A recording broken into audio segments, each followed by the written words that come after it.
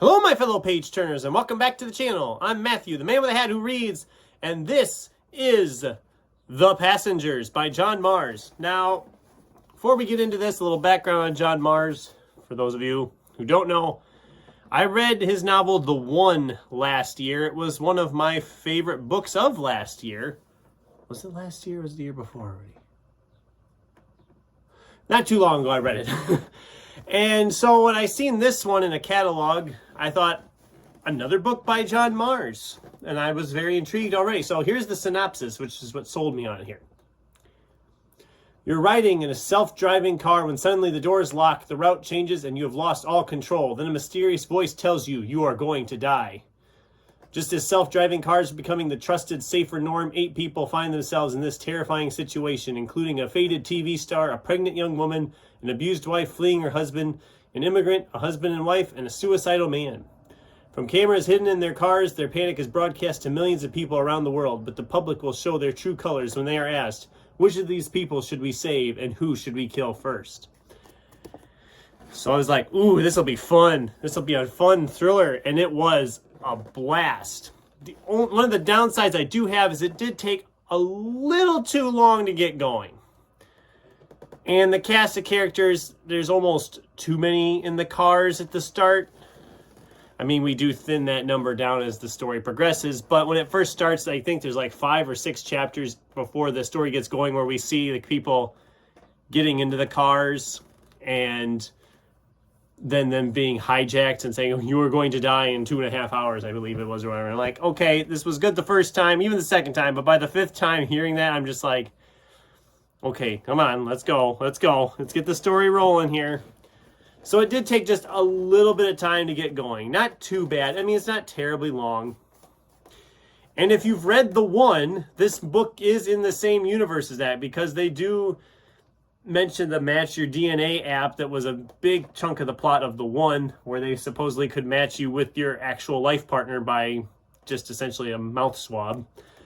So this does kind of connect into the same world. Now, none of the characters have really doubled up, at least not from what I could gather, but just seeing us in the same world, it is kind of an interesting twist. And it makes me excited for the other one I have by him right now called The Minders.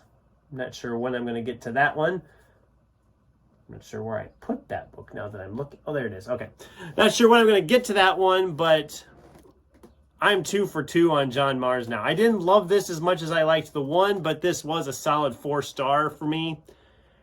I had a complete blast with this. Once it got going, it just moves. And the fact is you're not even really sure who to root for, because at the beginning you feel bad for all these people in the car.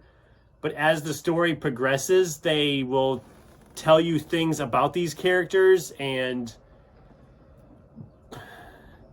by the end of the first huge chunk of this, because it does feel like it's wrapping up, and then it kind of continues on. It jumps ahead 6 months, and then after that it jumps ahead again 2 years for the conclusion.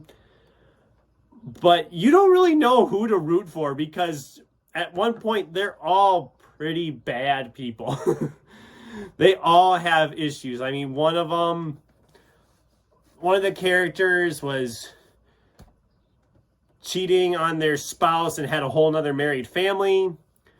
Another one had the body of their spouse in the car with them, their dead body of their spouse in the car. I mean, there's like a lot of twists piled up on top and turns. And like I said, it really moves. It jumps ahead 6 months, and it does move through there too. It's when it jumps ahead that last chunk, I think the last like 15 pages or whatever, they jump ahead 2 years after that.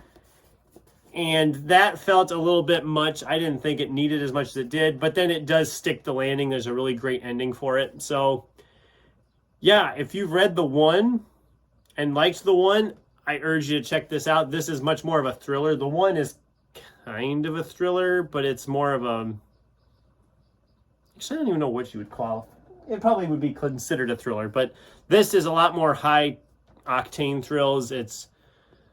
There's risks involved. I mean, you don't know who's going to make it out. We don't know which characters are going to survive. And like I said, you actually are rooting for characters, and then later on you don't like any of the characters, really. And I know it sounds weird, but it does happen in this book. So yes, check this one out if you liked The One. or if you've read this, let me know. I'd love to hear what you guys thought of it in the comments down below. And yeah, I gave it 4 stars. I really enjoyed this, and it's been a while since I've done a review video, so I thought, well, I finished this, I'll do that.